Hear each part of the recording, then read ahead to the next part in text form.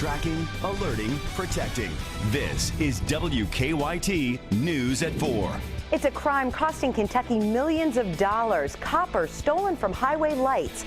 Find out how the state hopes cash will help them catch the criminals. It has been a gorgeous little run here over the past few days, but that is about to change. Some big-time cool air is on the move. I'll have the latest for you. And Coach John Calipari's Cats take on each other tonight for the annual Blue-White scrimmage at Rupp Arena. Rob Bromley joins us live to get fans ready for the game. Welcome to WKYT News at 4. I'm Jennifer Palumbo.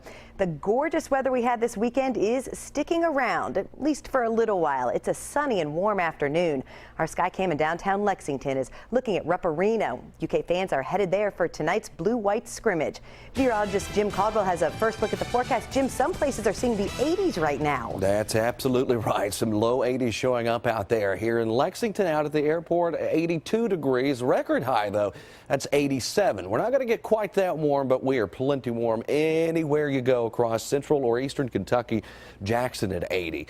How about a 79-degree reading down towards Somerset? I mean, we are very warm and pleasant out there. A little breezy, which you need the breeze for a little bit of help to cool you back down, especially with all of those warm temperatures showing up. Defenders scanning the skies across Kentucky. Hard to find any precipitation today, and we won't, not until tomorrow. But notice what's been happening over the past few hours. Some more thin clouds and even a few thicker little batches are starting to roll into parts of Kentucky. This is all ahead of our next system that's going to be moving in and bringing us our showers, thunderstorms, and this, the chill and the focus of our forecast. We have two big blasts of cool air. Cool, I might be underdoing it just a little bit there because we're talking about really significant drop in temperatures going into midweek and especially toward the weekend. We could be talking 20s. And how about a few flakes, Jennifer? I'll have the very latest coming up in just a few minutes. Say it isn't so. Thank you, Jim. Well, it's a crime putting drivers at risk and costing taxpayers millions of dollars. Now the state says enough is enough. Since January, there have been 37 copper thefts along highways in 14 counties across Kentucky. 4 of those thefts right here in Lexington. Police say thieves are targeting street lights near interchanges, leaving many exits in the dark. WKYT's Mike Linden has details in our top story at 4. The Kentucky Transportation Cabinet estimates that over the past 4 years, theft of copper wire from highway lighting systems has cost Kentucky taxpayers nearly $2 million. And now they're offering a reward along with Kentucky State Police to find those responsible. In order to combat copper wire theft, KSP and the Kentucky Transportation Cabinet are offering a reward up to $2,500 for tips that lead to an arrest. Over the past 10 months, thieves have stolen copper wire 37 times from highway lights. The reward money comes from Transportation Cabinet maintenance funds that are normally used to repair the highway lighting systems. If you see something that just looks really suspicious, whether it's time of day, location, how they're dressed, something that just doesn't look well, take a moment, jot down a tag number, get a description, and call one of the numbers that we provided and give us a tip, and we'll take it from there. According to KSP, theft of copper wire is a Class D felony and carries a 1 to 5 year jail sentence. In Lexington, Mike Linden, WKYT. If you want to report a tip to KSP about copper wire thefts in your area, we have the phone number and text message instructions on our website. Just go to WKYT.com. Tonight, Coach John Calipari's Cats will play each other for the last time in Rupp Arena this season. The annual Blue-White scrimmage tips off in less than 3 hours. Rob Bromley is live at Wildcat Central with a preview. Hi, Rob. Hello, Jennifer, and welcome into Wildcat Central. Not a lot of activity down here right now, but that will certainly change over the next hour as we get ready for tonight's Blue-White scrimmage. And we will get a look at Cal's 2-platoon system. Now, with this team so heavily laden with talent, Cal will start out platooning, getting 10 players on the court. The Cats are picked #1 in the preseason by just about everybody. Cal says nothing is guaranteed. We've been picked before and we haven't done it.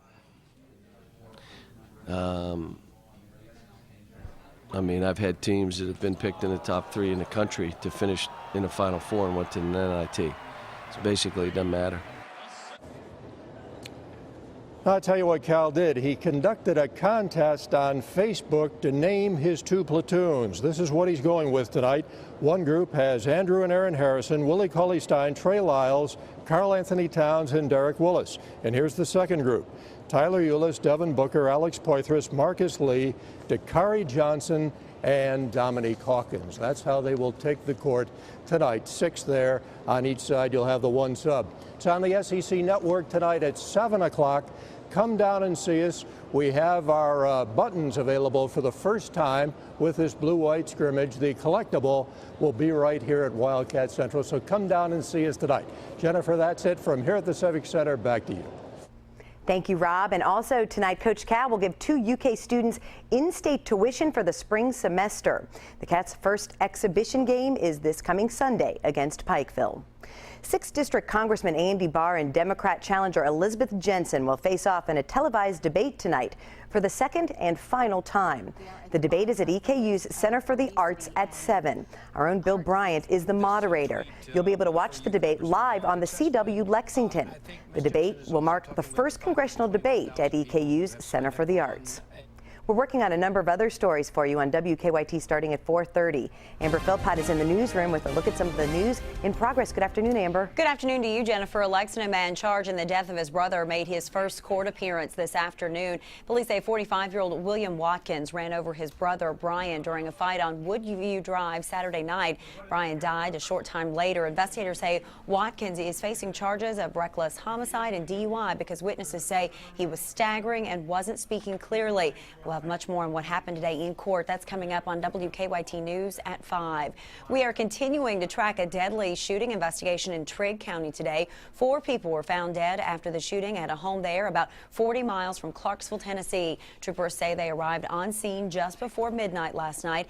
They believe that the suspect is among one of those that's dead. The names of the victims have not been released. We'll have an update on the investigation coming up on WKYT News at 5:30. And healthcare facilities in Central Kentucky are preparing in case the Ebola virus shows up here. Eastern Kentucky University, Baptist Health Richmond, Berea College, St. Joseph Berea, Madison County EMS, along with state and county health departments held a drill today to test their response. Coming up on WKYT News at 5:30, you're going to hear more about today's drill from one hospital employee. That is a look at just some of the news that's in progress. Jennifer, back to you. Thank you, Amber. Now to stories making headlines across the nation at 4. Speaking of Ebola, a nurse is discharged and headed home. New Jersey Governor Chris Christie says the nurse placed under mandatory quarantine after a trip to West Africa can be monitored now at home. The development comes amid fierce debate about new quarantine procedures and tougher Ebola monitoring guidelines in the state of Virginia. Polo Sandoval has the update. New Jersey state health officials are letting Casey Hickox go home. She'll be allowed to finish out her 21-day mandatory quarantine in her home state of Maine after testing negative for Ebola twice. Her discharge comes amid heavy criticism of New York and New Jersey's new, tough, and controversial guidelines for Ebola. If there are no symptoms, the state is implementing a quarantine at home, which there will be monitoring twice a day by health professionals, but it's a quarantine that allows family members and friends to visit with the returning healthcare professional. Mayor Bill de Blasio adding health officials are also monitoring the health of a 5-year-old boy. He remains in a New York area hospital with a fever after a month in Guinea. Medical tests are expected to determine if Ebola is behind the symptoms. Further south, enhanced screening is in place for travelers returning to Virginia from West Africa. They'll have to monitor their temperature and have daily visits from the health department. Stiffer restrictions could also be coming from the Pentagon. CNN has learned the Joint Chiefs of Staff could require all U.S. troops in West Africa to be quarantined before they return home. That monitoring is already in place for Army General Darrell Williams and approximately 10 of his troops. They were among the hundreds of soldiers deployed to West Africa to help fight the spread of Ebola. I'm Polo Sandoval reporting. Microsoft co-founder Paul Allen is donating a big gift to help in the fight against Ebola. He's pledging $100 million to go toward training doctors in Massachusetts and building special containment units for those infected. It's the latest in major donations from Silicon Valley executives. The Bill and Melinda Gates Foundation has already pledged $50 million, while Facebook founder Mark Zuckerberg gave $25 million. U.S. and British troops have officially ended combat operations in Afghanistan's volatile Helmand province. Troops lowered the American and British flags for the final time yesterday at the U.S. Camp Leatherneck and Britain's Camp Bastion bases. Coalition forces have been in Afghanistan battling the Taliban for 13 years. Apple Pay has only been available for a week, but 2 retailers are already ditching the mobile payment system. Which ones and why in WKYT Money Watch. And Beats Music will be no more. We'll tell you what Apple plans to do with it coming up on WKYT News at 4.